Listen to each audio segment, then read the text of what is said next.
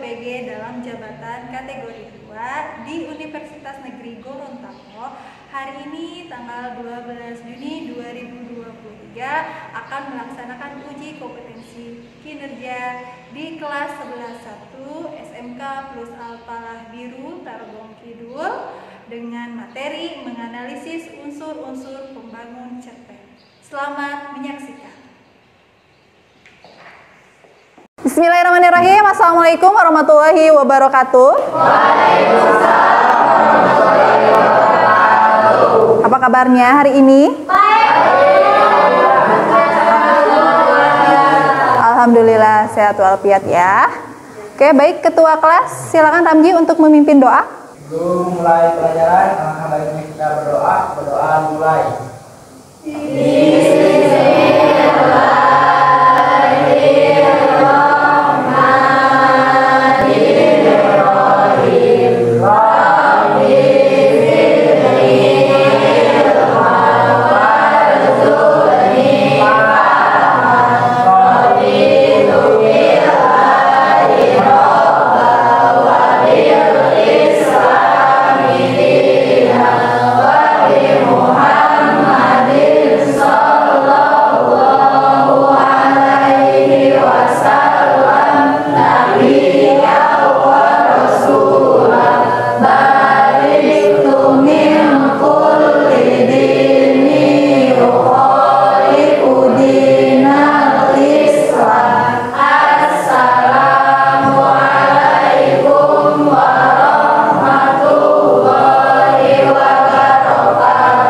Waalaikumsalam warahmatullahi wabarakatuh. Oke, saya cek dulu ya kehadiran. Siapa yang hari ini tidak hadir? Semuanya hadir. Semua hadir? Hadir. Alhamdulillah. Ya. Tanggal. Oke. Ya. Baik, sebelum kita menuju pembelajaran, sebagai rasa nasionalisme kita, yuk kita sama-sama menyanyikan lagu wajib nasional. Silakan kalian dimohon berdiri semuanya ya.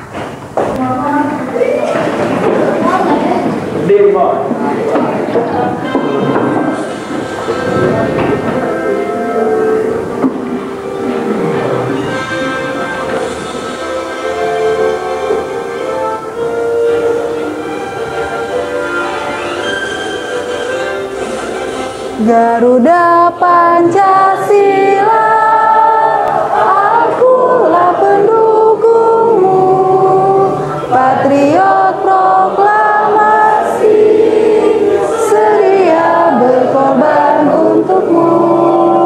Pancasila dasar negara, rakyat adil makmur sentosa, kiblat bangsaku.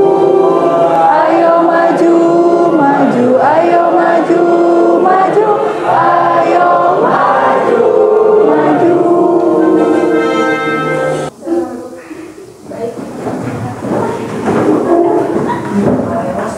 Oke, baik ya. Sebelum nanti kita memulai pembelajaran, ada beberapa hal yang akan saya tanyakan terlebih dahulu. Karena ini pembelajaran masih menyangkut paut di pertemuan yang minggu lalu ya, mengenai tentang teks cerpen ya. Di sini yang masih ingat apa itu teks cerpen? Saya, Bu. Oke, silakan Nurul. Teks cerita pendek yang menceritakan hanya dominan satu tokoh saja. Hanya menceritakan Satu tokoh saja. ya, satu tokoh saja. Oke, bagus. Yang lainnya? Silakan. Cerpen memiliki susunan kata yang tidak lebih dari 10.000 kata. Tidak lebih dari 10.000 kata. Ya. Yang lainnya? Saya, Bu. Oke, silakan Anindya. Saat membaca cerpen biasanya selesai dengan sekali duduk.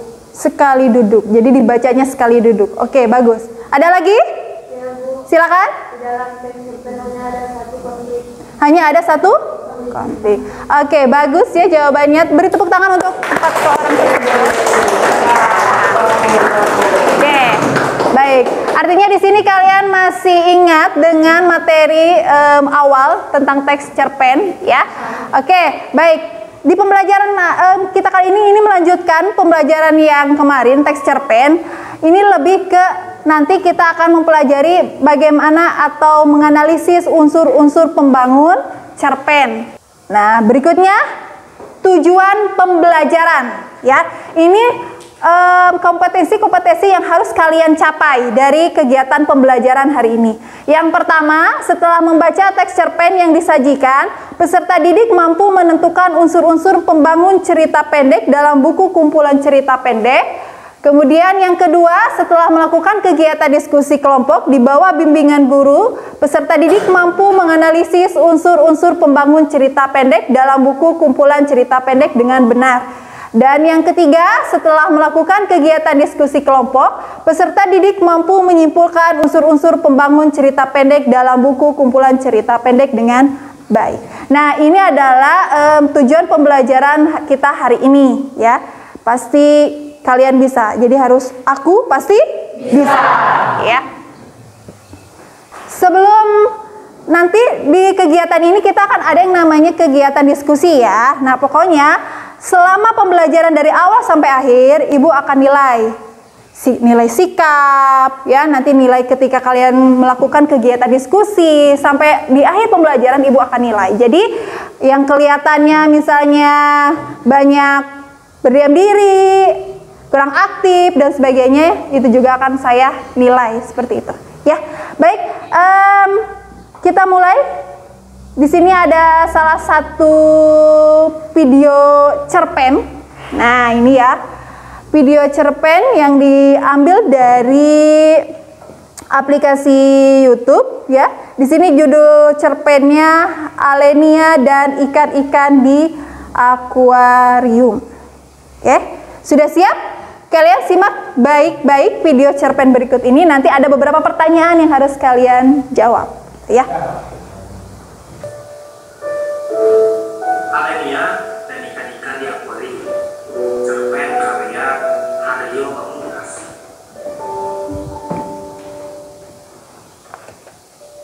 Meski berulang kali ditambah atau dikumpul dari kunci dua rumah, aku pasti datang. Akuarium milik ibu, mungkin sama halnya dengan ibu yang terlihat senang ketika melihatku sehabis ditambah. Aku juga senang melihat ikan-ikan itu keluar walaupun selepas umum. Mereka terkeliling dulu, banding, sana kemari, tanpa arah. Dan aku melihat itu semua menyenangkan adanya. Ikan-ikan itu barangkali bisa bicara seperti manusia, pasti bakal mengutuk keras perlakuanku. Tapi toh mereka cuma ikan. Apalagi dunia mereka cuma sebatas akuarium, tak apa. Mungkin ikan-ikan itu cuma bisa bersembunyi di antara hiasan-hiasan akuarium. Tapi ikan berusaha bersembunyi bagaimanapun, kamu tak akan bisa lari dari tanganku. Sebenarnya antara ikan-ikan itu dan aku, yang ada kesamaan. Kami sama-sama tak bisa lari atau bersembunyi dari tangan. Ikan itu tak bisa sembunyi dari tanganku, dan aku juga tak bisa sembunyi dari tangan ibuku. Sekeras apapun aku mencoba untuk mencari tempat persembunyian, karena ibu pasti bakal melayang dan mendarat tepat di kakiku. Wah, Alenia, mata ibu selalu melotot menyerangkan. Kenapa masih bermain-main dengan ikan itu, ha? Nah, ini bedanya. Selain kenapa, mulut ibu juga pasti akan mengeluarkan sebuah serapan, semacam kesunguan yang sudah lama terpendam. Kupingmu itu masih bisa dibuat mendengar atau tidak? Wah, makamu masih sama dengan jumlah tanganku, dan pasti tepat jatuh di pipi kanan dan kiri. Jika tidak begitu, mungkin ibu tak akan puas. Tapi karena ibu dan pipinya mendarat di tubuhku, dan mendadak semuanya menjadi gelap. Sebelumnya kan sudah pernah membacakan sebuah teks cerpen? Nah, kalau video cerpen? Nah, iya, jadi lebih inovasi lagi ya seperti itu. Oke, ada beberapa pertanyaan yang mau saya lontarkan, ya. Kalau di cerpen itu biasanya ada apa saja ya? Hal-hal apa saja yang di dalam cerpen itu? Silakan Gina. Oke, bagus ya. Lalu kalau di dalam cerpen itu siapa sih tokohnya? Silakan. Alinea dan? Iya. Terus ada pesan-pesan nggak yang disampaikan dari teks cerita tersebut? Saya Bu, Silakan. penyesalan itu Bu di akhir, dan ya sebelum kita melakukan sesuatu harus dipikir dulu baik-baik. Oke, yang namanya penyesalan itu selalu datang di akhir. Makanya ketika kita akan melakukan sesuatu itu harus dipikir baik-baik atau dipikir terlebih dahulu. Oke, baik ya. Nah, itu hal-hal atau seputar yang ada terdapat di dalam cerpen. Tadi apa judulnya? Dan ikan-ikan akuarium. Oke, sampai di sini berarti apa sih unsur-unsur pembangun teks cerpen itu? Ada yang tahu? Tidak? Oke, baik. Sekarang Ibu akan menjelaskan unsur-unsur pembangun teks cerpen. Nah, di sini kalian perhatikan, kalau ada hal-hal yang penting silakan kalian catat dan simak dengan baik-baik ya. Oke. Unsur-unsur pembangun cerpen ya. Terdiri ada dua unsur. Yang pertama unsur intrinsik dan yang kedua adalah unsur ekstrinsik ya. Apa yang maksud dengan unsur intrinsik? Silakan baca. Ya, unsur-unsur yang terkandung di dalam sebuah karya sastra tentunya ya. Kemudian unsur ekstrinsik, unsur-unsur yang terkandung di luar sebuah karya sastra. Nah, apa saja sih unsur-unsur intrinsik itu? Nah, yang pertama ada tema. Apa itu tema? Iya, ide pokok atau yang menjadi dasar sebuah cerita. Lalu kemudian unsur berikutnya ada alur. Apa itu alur? Cerita tentang sebuah akibat dari peristiwa dalam cerita. Iya, rangkaian peristiwa atau jalannya cerita. Berikutnya ada latar.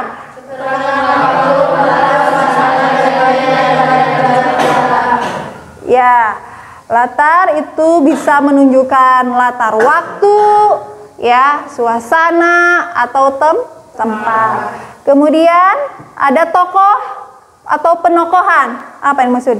Tokoh benar.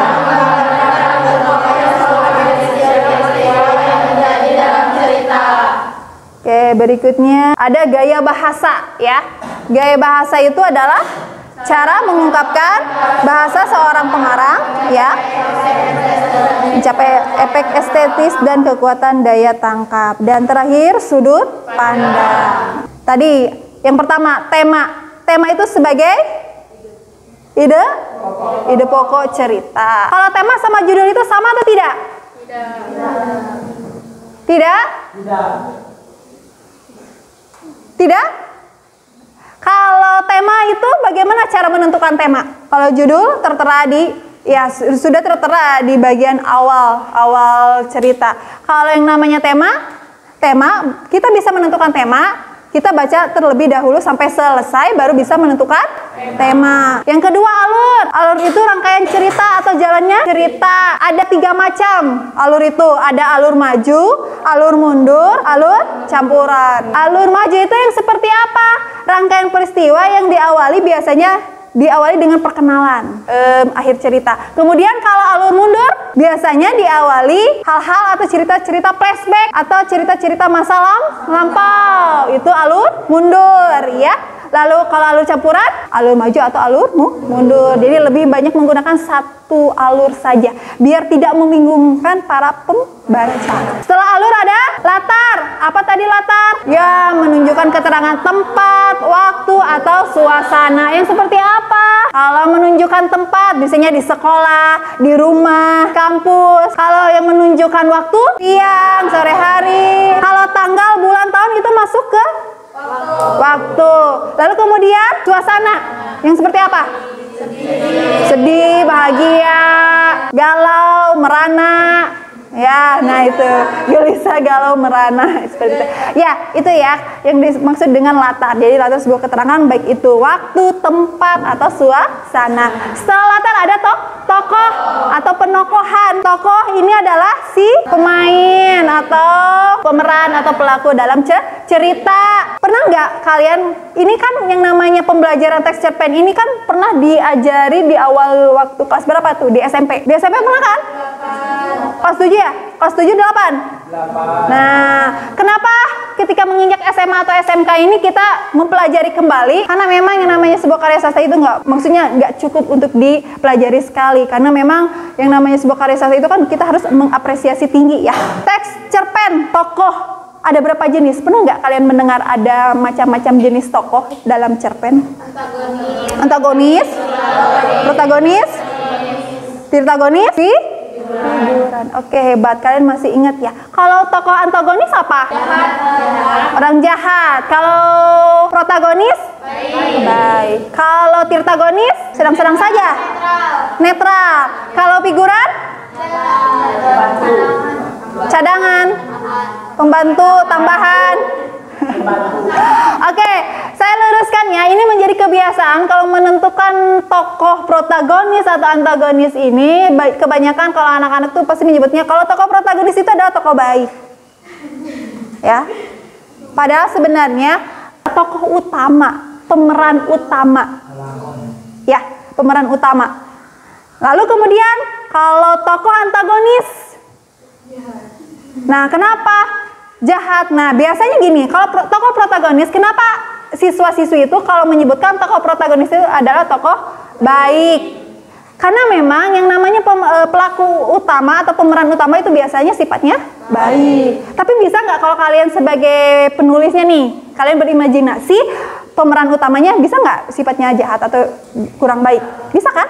Nah, itu yang harus perlu meluruskan ya. Jadi tokoh protagonis itu adalah tokoh utama atau pelaku utama. Kemudian tokoh antagonis, lawan, tokoh lawan dari tokoh utama yaitu protagonis. Kalau tokoh tirtagonis, nah biasanya itu dia berada di tengah antara protagonis dan antagonis. Dan yang terakhir figuran. Yang namanya tokoh figuran itu adalah tokoh pelengkap cerita. Itu juga sangat berperan penting dalam kelengkapan keutuhan sebuah cerita. Jadi jangan dianggap sepele pirage tokoh figuran seperti itu, ya.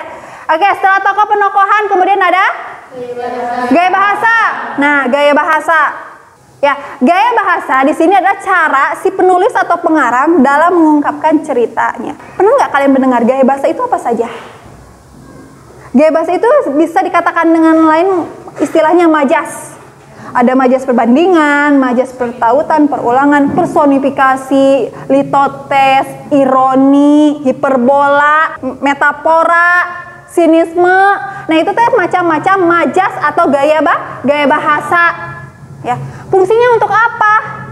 Ya agar menarik gitu ya. Jadi ketika si pembaca membaca sebuah cerpen, ketika si penulis atau pengarangnya banyak menggunakan gaya bahasa, itu menjadi salah satu daya tarik gitu. Ya. Kemudian untuk gaya bahasa yang pernah kalian melakukan sebuah penulisan atau sebuah karya, atau misalnya kalian nih buku harian. Ya, buku harian kalian itu bisa dijadikan sebuah cerpen atau novel. Nah, ketika di tahap penulisan, kalian boleh menggunakan gaya bahasa apa saja, silakan, agar mempercantik atau memberi kesan estetis gitu pada sebuah karya tersebut. Ya, setelah gaya bahasa, kemudian sudut pandang. Sudut pandang itu adalah posisi pengarang dalam sebuah cerita itu di posisi mana. Ya, ada yang namanya orang ketiga. Sudut pandang di sini hanya ada dua. Yang pertama sudut pandang orang pertama dan sudut pandang orang ketiga. Tidak ada yang kedua. Sudut pandang orang pertama itu adalah artinya posisi pengarang berada di posisi pertama atau menjadi pelaku utama dalam cerita tersebut. Biasanya dicirikan dengan kata aku, saya. Kalau saya agak jarang ya. Kalau di sebuah teks cerita itu pakai saya agak jarang ya. Oke, biasanya pakai aku. Kalau di dalam sebuah cerita, kalau ada pengulangan kata aku itu biasanya menggunakan sudut pandang orang pertama. Kalau sudut pandang orang ketiga, ya, itu artinya posisi si pengarang atau penulis cerita dia sedang menceritakan kehidupan orang lain. Biasanya dicirikan dengan kata apa? Dia, iya, atau penyebutan nama tokoh. Ini Suparman, Jubed, misalnya. Nah, gitu ya. Berikutnya amanat. Amanat itu pesan. Pesan dari siapa? Dari pengarang atau penulis cerita untuk siapa? Untuk pembaca, ya. Yang namanya sebuah cerita pasti di dalamnya ada pesan atau amanat yang ingin disampaikan. Ya. Nah, seperti tadi video tadi, cerita tadi ya. Yang namanya penyesalan itu datang di akhir. Makanya ketika kita ingin melakukan sesuatu itu harus benar-benar dipikirkan secara baik, secara matang. Ya. Nah, ini disandingkan dengan adanya yang namanya struktur teks cerpen. Pertama, struktur teks cerpen itu pengenalan situasi cerita. Dalam bagian ini pengarang memperkenalkan para tokoh, menata adegan dengan hubungan antar tokoh. Yang kedua, pengungkapan peristiwa. Dalam bagian ini disajikan peristiwa awal yang menimbulkan berbagai masalah, pertentangan, ataupun kesukaran bagi para tokohnya. Yang ketiga, menuju pada adanya konflik. Nah, ini ya. Keempat, puncak konflik. Dan terakhir, penyelesaian. Nah, kalau berdasarkan struktur teks cerpen ini lebih ke masuknya ke alur maju ya. Jadi diawali dengan perkenalan tokoh, dia siapa, tempat tinggalnya di mana, biasanya di awal-awal. Lalu kemudian setelah pengenalan situasi, kemudian pengungkapan peristiwa. Nah, mulai di sini muncul konflik nih.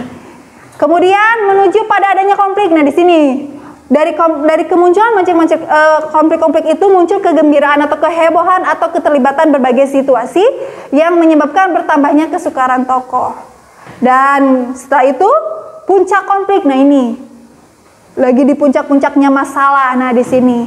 Dan terakhir penyelesaian, solusi, atau biasanya dicirikan dengan adanya perubahan nasib. Misalnya di awal cerita dia orangnya sombong, tamak, pada akhirnya dia jadi baik, misalnya gitu, ya, baik dan sebagainya. Lalu kemudian, nah sini nih ya, tinggal kalian baca ya, nih kaidah kebahasaan teks cerpen. Banyak menggunakan kalimat bermakna lampau. Kalimat bermakna lampau itu ada kalimat di sana ada menyatakan hubungan waktu atau masa-masa lampau, berarti masa-masa terdahulu. Kemudian yang kedua, banyak menggunakan kata yang menyatakan urutan waktu. Ini jelas, sering muncul di teks cerpen. Kemudian yang ketiga, banyak menggunakan kata kerja yang menggambarkan suatu peristiwa yang terjadi, seperti misalnya menyuruh, membersihkan, menawari, melompat, menghindar. Dan keempat, banyak menggunakan kata kerja yang menunjukkan kalimat tak langsung sebagai cara menceritakan tuturan seorang tokoh oleh pengarang. Contohnya mengatakan bahwa berdasarkan gitu ya, atau mengungkapkan, menanyakan, menyatakan, menuturkan. Lalu kemudian yang kelima, banyak menggunakan kata kerja yang menyatakan sesuatu yang dipikirkan atau dirasakan oleh tokoh. Dan yang keenam, menggunakan banyak dialog. Ini jelas ya, tapi bukan berarti seperti halnya teks dialog. Kalau teks dialog itu kan lebih dominannya dialog ya. Nah, ini ada beberapa nanti kan yang namanya ada awalan dan sebagainya ya. Dan yang terakhir menggunakan kata-kata sifat yang menggambarkan tokoh, tempat, ya, dan suasana. Sifat itu, kata sifat kan bahagia, sedih, gini-gininya.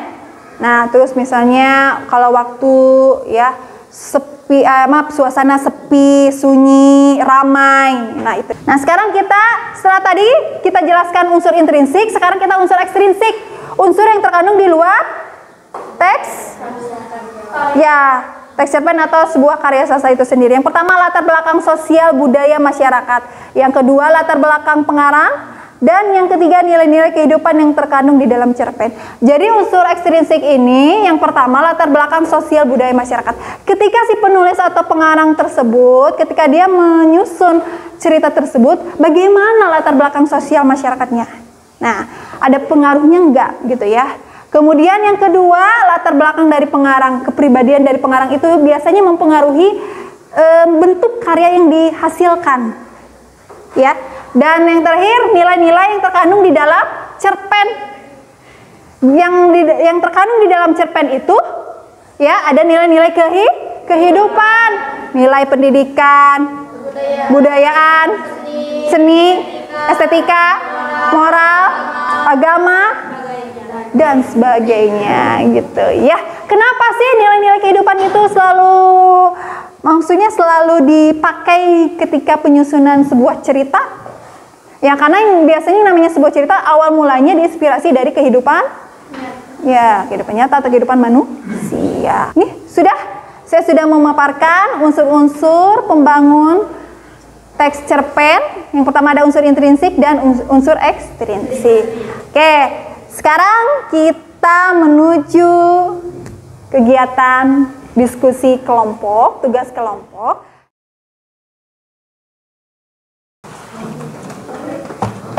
Ibu bagikan dulu.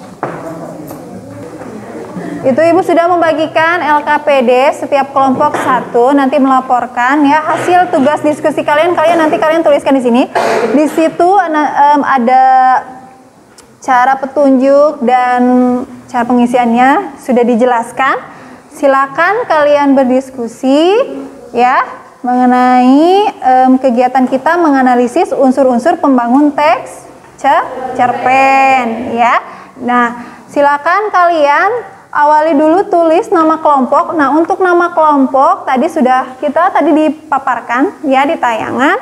Untuk kelompok 1 siapa? Jadi nama kelompok 1. Nama kelompok 2. Biar lebih lebih keren gitu ya. Pakai istilah yang terdapat di pembelajaran bahasa Indonesia. Misalnya kelompok pribahasa, kelompok kosakata, kelompok majas. Silakan ya.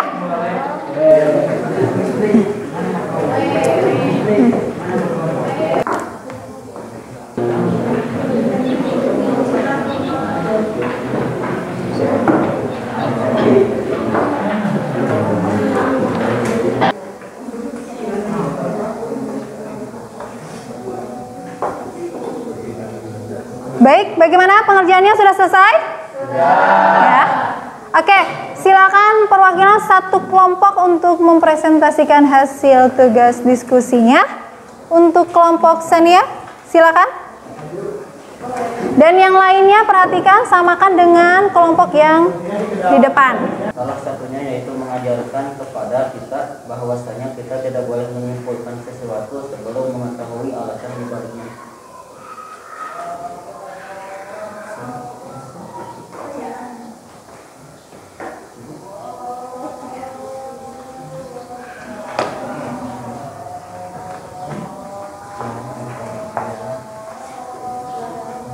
Silakan. Sekian dari kelompok kami, mohon maaf jika ada salah dari perkataan. Oke, sudah. Silakan. Ada yang mau berikan tanggapan? Pertanyaan? Oke, silakan Gina. Gina menghadapi ke sini Gin. Nah, gitu. Perhatikan ya. Silakan Gina. Selanjutnya di bagian analisis gaya bahasa tentukan jenis majasnya. Contohnya di majas hiperbola yaitu kutipan, "Lo mengapa aku dan ayah tidak ikut beramai-ramai bersama orang kampung untuk memburu bulan?" Oke, jadi katanya di bagian gaya bahasa harus ada ditentukan gitu ya. Soalnya ini nggak ada ya tadi ya bahasanya. Oke, ada lagi yang lain? Silakan Siti Saro. Silakan. Seperti mendapat injeksi tenaga baru yang membuatnya menggairah, penuh gairah, termasuk majas personifikasi. Majas personifikasi. Jadi sebenarnya ada yang gaya Gaya bahasanya itu majas personifikasi. Ada lagi? Ditanyakan? Tidak? Oke, silakan tutup. Sekian dari kelompok kami. Assalamualaikum warahmatullahi wabarakatuh. Waalaikumsalam. Berikan tepuk tangan dulu.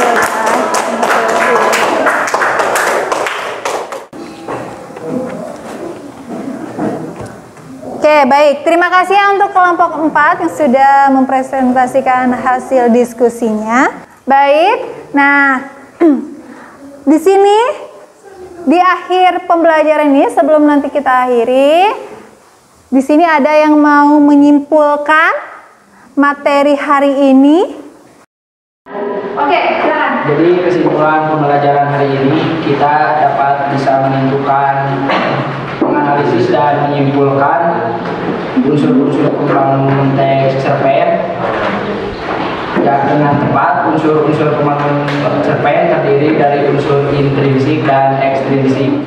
Oke, bagus Ramji ya. Ada yang mau menambahkan lagi? Tidak ada, Bu. Tidak? Kalau begitu, silakan untuk LKPD-nya dikumpulkan kembali ya. Selanjutnya sekarang kita persiapkan handphonenya, buka. Kita akan mengerjakan soal evaluasi melalui aplikasi Quizzes ya. Nah, di sini nanti saya akan memaparkan untuk barcode-nya.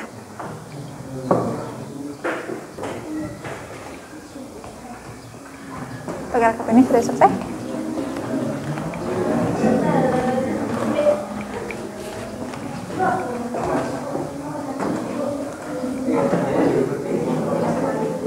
Kata sandinya 170808 GO 170808 GO.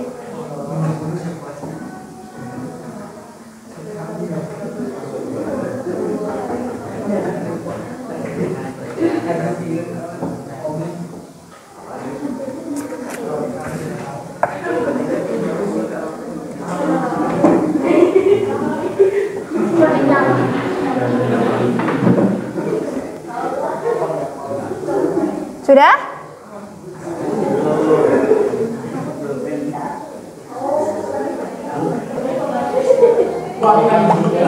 Oke, tipenya ya. Siapa nih? Irham. Muhammad Irham. Muhammad Irham. Yang Farel? Oke, Farel. Muhammad Hisam. Muhammad Hisam belum ya?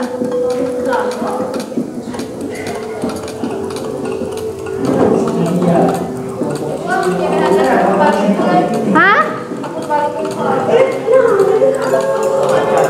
Oke, ada kelompok fiksi. Kelompok fiksi. Ya, kok ingat musiknya gini?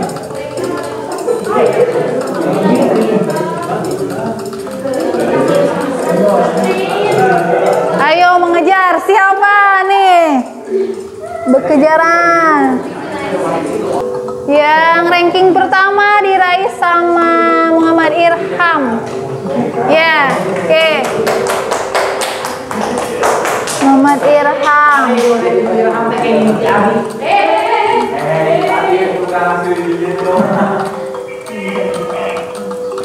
Sudah ini?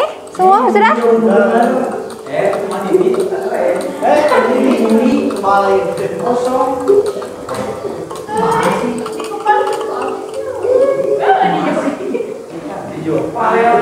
Oke.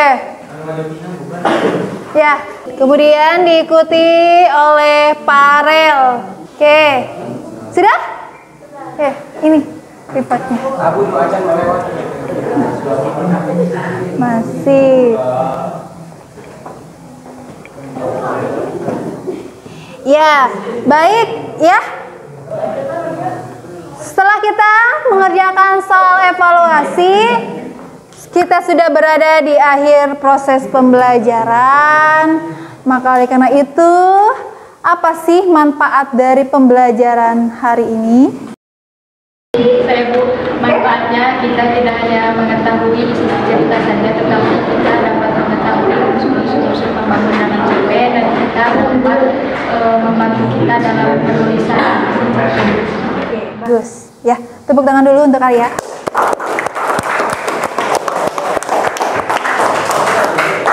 Ya, oke. Sebelum kita akhiri proses pembelajaran hari ini, ya, saya akan menyampaikan informasi untuk pertemuan minggu yang akan datang. Kita masih di materi teks cerpen. Untuk materi minggu yang akan datang kita akan belajar menulis atau mengonstruksi teks cerpen, ya, disertai dengan unsur-unsur pembangun teks cerpen itu sendiri. Jangan lupa untuk setiap kelompok itu nanti kalian bawa spidol, ya. Bawa spidol masing-masing satu kelompok satu, dan untuk pembentukan kelompoknya kita masih tetap, ya. Jadi akan berlangsung sampai selesai pembelajaran teks cerpen. Begitu? Ya. Ya, baik. Saya mau tanya lagi, apakah pembelajaran hari ini menyenangkan? Menyenangkan. Alhamdulillah, ya. Baik. Refleksi pembelajaran hari ini, ya. Ada beberapa siswa yang masih belum kurang aktif, ya. Untuk minggu yang akan datang coba untuk lebih aktif, ya. Lalu kemudian untuk beberapa kegiatan dari kegiatan diskusi tadi sudah kita laksanakan dengan baik. Setiap anggota sudah mengerjakan tugas-tugasnya, ya. Dan alhamdulillah di akhir proses pembelajaran ini kita bisa menentukan kesimpulan dan manfaatnya untuk pembelajaran hari ini. Dicukupkan sekian, mohon maaf bila ada kata salah. Silakan untuk ketua kelas membaca doa bersama-sama, silakan. Sebelum pulang, alangkah baiknya kita berdoa di dalam hati dimulai.